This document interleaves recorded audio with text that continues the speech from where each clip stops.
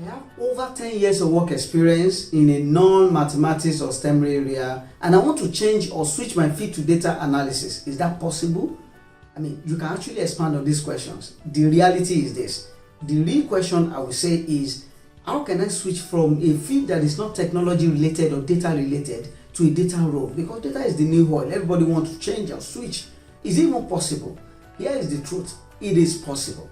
And as a matter of fact, your experiences in the role you have today that is not related to data or related to technology is an advantage for you. I'm sure you are wondering, how is that an advantage when I don't even know how to learn or to switch?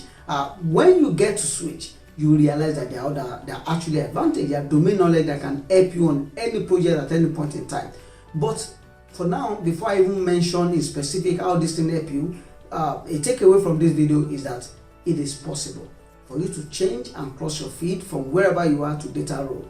It comes with challenges, but if you're determined to learn, you will definitely achieve it.